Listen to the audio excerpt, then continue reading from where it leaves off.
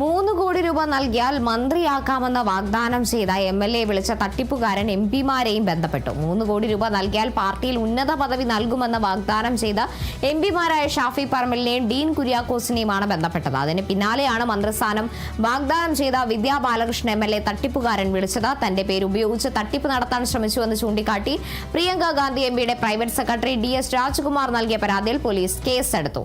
Riyas K മാറുണ്ട് വിവരങ്ങളുമായി.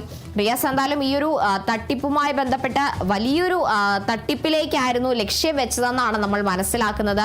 ഇപ്പോൾ ഈ ഒരു സംഭവത്തിൽ കേസെടുത്ത സാഹചര്യത്തിൽ എങ്ങനെയാണ് അന്വേഷണം മുന്നോട്ട് പോകുന്നത്, അതുപോലെ തന്നെ തുടർ നടപടികൾ എങ്ങനെയാണ് സ്വീകരിച്ചിരിക്കുന്നത്?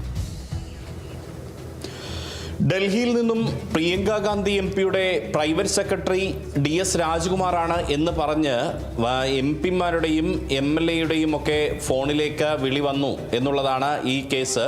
അതിൽ തന്നെ നമ്മൾ ഈ വിവരം ആദ്യം അറിയുന്നത് എലത്തൂർ MLA വിദ്യാ ബാലകൃഷ്ണനെ 3 കോടി രൂപ നൽകിയാൽ മന്ത്രിയാക്കാമെന്ന് വാഗ്ദാനം ചെയ്ത് വിളിച്ചു, വ്യാജമായ ഫോൺ വിളി എത്തി എന്നുള്ളത് MLA തന്നെ പരാതി നൽകി. അതിൻ്റെ അടിസ്ഥാനത്തിൽ കോഴിക്കോട് സിറ്റി സൈബർ പോലീസ് കേസെടുത്തപ്പോഴാണ് ഈ വിവരം നമ്മൾ ആദ്യം അറിയുന്നത്.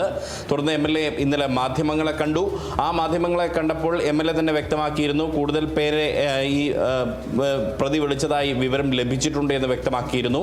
അതിന് പിന്നാലെയാണ് ഇപ്പോൾ പുറത്തു വരുന്നത് ഇതേ പ്രതി ഈ തട്ടിപ്പുകാരൻ സമാനമായ രീതിയിൽ തന്നെ ഷാഫി പറമ്പിൽ MPയെയും ഡീൻ കുര്യാക്കോസ് MPയെയും ഡൽഹി നമ്പറിൽ നിന്നും വാട്സാപ്പ് കോൾ ചെയ്തിരുന്നു എന്ന വിവരം കൂടി ഇപ്പോൾ പുറത്തു വരുന്നത്.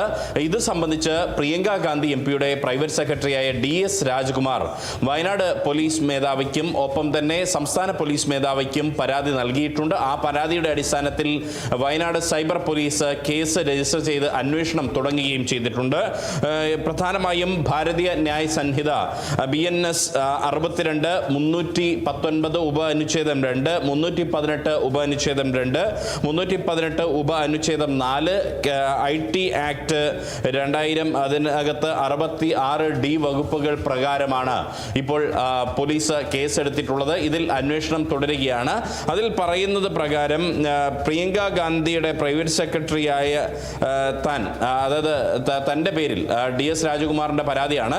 അദ്ദേഹം പറയുന്നത് തൻ്റെ പേരിൽ ഡൽഹി നമ്പറിൽ നിന്നും ഒരു നമ്പറുണ്ട്, ആ ഡൽഹി നമ്പറിൽ നിന്നും പരാതിക്കാരനാണ് എന്ന വ്യാജേന ആൾമാറാട്ടം നടത്തി MP-മാരായിട്ടുള്ള ഷാഫി പറമ്പിൽ അതായത് ഇതിൽ പറയുന്നത് വടകര MP ഷാഫി പറമ്പിൽ, ഒപ്പം തന്നെ ഇടുക്കി MP ഡീൻ കുര്യാക്കോസ് എന്നിവരെയും എലത്തൂർ MLA വിദ്യാ ബാലകൃഷ്ണനെയും വിളിച്ച് ചതിക്കാൻ ശ്രമിച്ചു എന്നുള്ളതാണ്. അതായത് മനസ്സിലാക്കുന്നിടത്തോളം ഈ ഷാഫി പറമ്പിൽ MPക്കും ഒപ്പം തന്നെ ഡീൻ കുര്യാക്കോസ് MPക്കും പാർട്ടിയിൽ ഉന്നത പദവി നൽകാം, ഇത്തരത്തിൽ പണം നൽകിയാൽ പദവി നൽകാം എന്നുള്ള തരത്തിലായിരുന്നു ഈ വ്യാജ ഫോൺ സന്ദേശം നടത്തിയ ആൾ പറഞ്ഞിരുന്നത്. അയാൾ പറഞ്ഞിരുന്നത് പ്രിയങ്ക ഗാന്ധി MPയുടെ പ്രൈവറ്റ് സെക്രട്ടറിയാണ് എന്ന് പരിചയപ്പെടുത്തിയാണ് ഇവരോട് സംസാരിച്ചത്.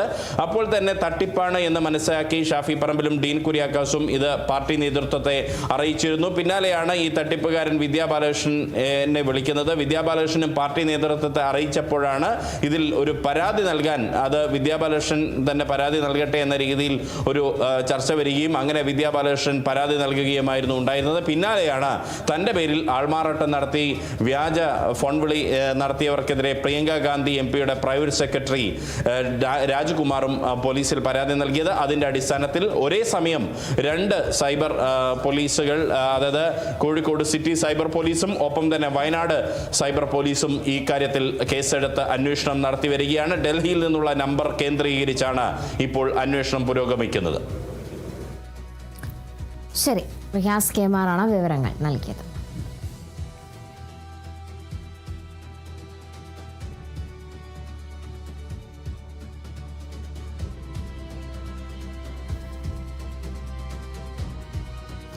പാലക്കാട് നെന്മാറ പോത്തുണ്ടി ഇരട്ട കൊലക്കേസിൽ പ്രതി ചെന്താമരയുടെ ശിക്ഷ തിങ്കളാഴ്ച. പാലക്കാട് ജില്ലാ അഡീഷണൽ സെഷൻസ് കോടതിയാണ് വിധി പറയുക. പോത്തുണ്ടി സുധാകരൻ, അമ്മ ലക്ഷ്മി എന്നിവരെ കൊലപ്പെടുത്തിയ കേസിലാണ് വിധി. ചെന്താമര കേസിൽ കുറ്റക്കാരനാണെന്ന് കോടതി കണ്ടെത്തിയിരുന്നു. ശിക്ഷയിൽ മേലുള്ള വാദം കഴിഞ്ഞ ദിവസം പൂർത്തിയായിരുന്നു. ഇന്ന് നിയമസഹായ സമിതിയുടെ മിറ്റിഗേഷൻ റിപ്പോർട്ടിലും വാദം നടന്നു. ചെന്താമരയ്ക്ക് പരമാവധി ശിക്ഷ നൽകണമെന്നാണ് പ്രോസിക്യൂഷന്റെ ആവശ്യം. അതേസമയം തന്നെ മാനസാന്തര പഠന അവസരം നൽകണമെന്നാണ് പ്രതിഭാഗത്തിന്റെ ആവശ്യം. 2025 ജനുവരി 27-നാണ് ചെന്താമര സുധാകരനെയും അമ്മ ലക്ഷ്മിയെയും കൊലപ്പെടുത്തിയത്.